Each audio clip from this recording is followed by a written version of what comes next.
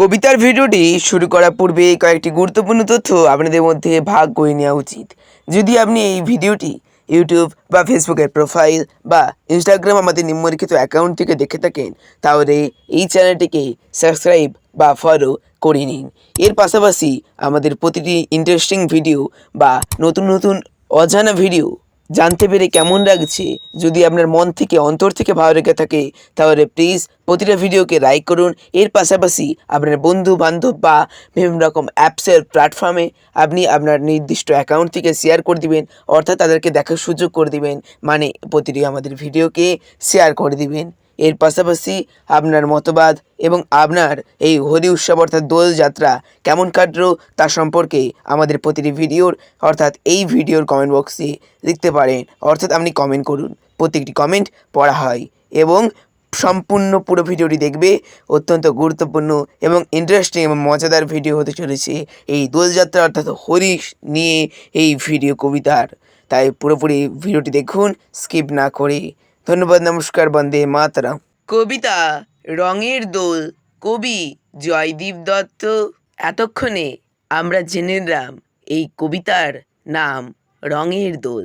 এই কবিতাটি কবি তথা জয়দত্ত লিখেছেন কিসের ভিত্তি করে, অর্থাৎ এই কবিতা লেখার মূল কারণটা কি, দর্শকদেরকে কবি কি জানাতে চাইছে এই কবিতার ভিডিওর দ্বারা, রঙের কি সাবধানতা অবলম্বন করতে হয়, সে অসুবিধাকে কবি যে এইখানে তুলে ধরেছে সে সম্পর্কে জানবো, অর্থাৎ বিশেষ সংক্ষেপ সম্পর্কে জানবো, অর্থাৎ এই ভিডিওর কবিতার পোস্টার সম্পর্কে জানবো।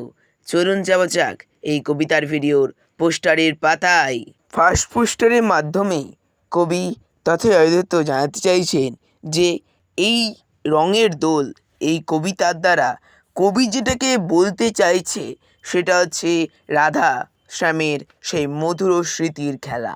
সেই স্মৃতি মনের অন্তরে যেহেতু মানুষের গাথা বয়ে রয়, ঠিক তেমনি কবির এই ফাগুনের হাওয়া, ফাগুনের বাতাস, ফাগুনের সেই কি বলবো মধুময় দৃশ্য কবির মনকে ছুঁয়ে যায়। সেই রঙের খেলা, সেই রঙের মাখো মাখো চিৎকার, সেই রঙে রঙিন হয়ে যাওয়া ওই প্রকৃতির মানুষজন, সেইটি কবি তার এই কবিতার দ্বারা প্রথমেই ফুটিয়ে চলেছেন।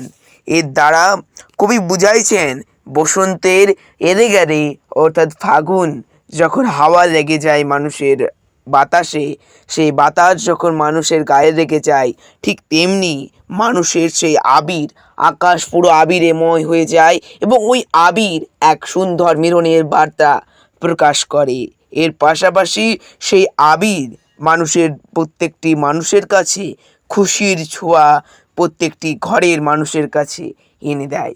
এর দ্বারা তিনি বোঝাইতে চেয়েছেন এই আবির অর্থাৎ বসন্ত উৎসব এক মানুষকে উৎসবের ন্যায় নয়, এক প্রকৃতির মিলনের ন্যায়। এছাড়াও কবি বলেছেন দ্বিতীয় স্তম্ভে যে লাল গোলাপি ও নীল হলুদে নয়, তার রং হয়েছে মনে, তার রং আবিরের রং প্রকৃত রং মনের অন্তরে গাঁথা হয়ে রয়েছে। এছাড়াও রাধা ও শ্যামের স্মৃতির যে মধুর মিলন, সেই মধুর মিলনকে কবিতার লাইনের দ্বারা ফুটিয়ে তুলতে চেয়েছে এই বসন্ত পঞ্চমী অর্থাৎ বসন্ত দিনে। যেই দিন আমাদের ফেব্রুয়ারি মার্চ মাসে নিয়ে গঠিত অর্থাৎ ফাল্গুন মাস, সেই মাস আমাদের শেখায় যে মনোপ্রাণীর প্রীতি করতে অর্থাৎ অহংকার ভুলে যে মানুষে মানুষের মিলন এবং মানুষে মানুষের ভালোবাসা এক সৃষ্টি করায়। এটাই বলা হয়েছে ফার্স্ট পোস্টার অর্থাৎ প্রথম ও দ্বিতীয় স্তম্ভের মাধ্যমে। সেকেন্ড পোস্টার বা দ্বিতীয় পোস্টারের মাধ্যমে কবি তথা যথাযথ জানাতে চাইছে এই যে হোলি উৎসব অর্থাৎ দোলযাত্রা, এই দোল উৎসবটা পুরোপুরি ছোট শিশুদের অর্থাৎ পিচকারির রঙে ভরা এক শৈশব জীবনকে আমরা দোলযাত্রায় সম্মুখীন হতে আমরা দেখি। কিন্তু যখন প্রত্যেকটা শিশু বা প্রত্যেকটা মানুষ যখন একত্রিত হয়ে বা একসঙ্গে মাতোয়ারা হয়ে সবাই মিলে যখন ওই দোল উৎসব অর্থাৎ দোলযাত্রার হোলিটাকে অর্থাৎ রাসায়নিক নয়, শুধুমাত্র প্রাকৃতিক যত আবির দিয়ে বা প্রাকৃতিক যত রং দিয়ে হোলি খেলে জীবনকে ওই দিনটাকে উদযাপন করে এবং তাদের মনকে সমস্ত হিংসা বিবাদ ঝগড়া ঝামেলা সমস্ত কিছু ভুলে গিয়ে বা সেই দিনটাকে অবরত রেখে সমস্ত রকম হাস্যে এবং হৃদয় খুলে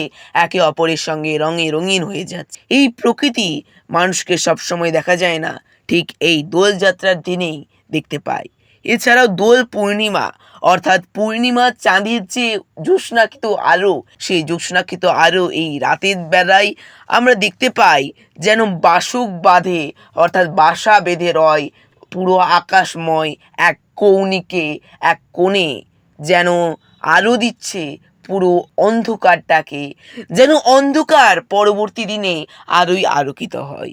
এছাড়াও তিনি চাইছেন বা কবি লিখছেন যে রঙিন হোক সেই অন্ধকার সবার দিন, প্রত্যেকটি দিন যেন প্রত্যেকটি মানুষের রঙিন হয়ে উঠুক এবং বাজুক তার মনের খুশির বিন, অর্থাৎ খুশি যেন মনের অন্তর থেকে বেরিয়ে এসে মনকে যেন উল্লাসিত আনন্দিত এবং আগ্রহীশীল করে দেয়। এটাই চাইছেন কবি, এটাই বলা হয়েছে সেকেন্ড পোস্টার অর্থাৎ দ্বিতীয় পোস্টারের মাধ্যমে। এই কবিতার ভিডিওটিকে আর বেশি বড় না করে আমরা সরাসরি চলে যাব কবিতার পাতায়।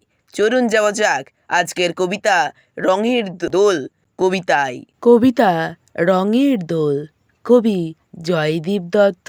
ফাগুন হাওয়ায় রঙের খেলা, বসন্তরী আনন্দ বেলা, আকাশ জুড়ে আবির ওড়ে, খুশির ছোঁয়া ঘরে ঘরে, লাল গোলাপি নীল ও হলুদ, মন হয়েছে আজ বিভোর, রাধা শ্যামের মধুর স্মৃতি, জাগায় মনে প্রাণেরও প্রীতি, পিচকারির ওই রঙের ধারা, সবাই মিলে মাতোয়ারা, পুরনো সব বিবাদ ভুলে হাসছে সবাই হৃদয় খুলে, দোল পূর্ণিমার চাঁদের আলো, বাসুক সবাই বাসুক ভালো, রঙিন হোক সবার দিন, বাজুক মনে খুশির বিন। পুনরায় কবিতাটি বলে দেওয়া হচ্ছে স্পষ্টভাবে, ভালোভাবে পুরো কবিতাটি শুনে নাও। ধন্যবাদ। কবিতা রঙের দোল, কবি জয়দীপ দত্ত। ফাগুন হাওয়ায় রঙের খেলা, বসন্তরী আনন্দ বেলা, আকাশ জুড়ে আবির ওড়ে, খুশির ছোঁয়া ঘরে ঘরে, লাল গোলাপি নীল ও হলুদ, মন হয়েছে আজ বিভোর, রাধা শ্যামের মধুর স্মৃতি, জাগায় মনে প্রাণেরও প্রীতি, পিচকারির ওই রঙের ধারা, সবাই মিলে মাতোয়ারা, পুরনো সব বিবাদ ভুলে হাসছে সবাই হৃদয় খুলে, দোল পূর্ণিমার চাঁদের আলো, বাসুক সবাই বাসুক ভালো, রঙিন হোক সবার দিন, বাজুক মনে খুশির বিন।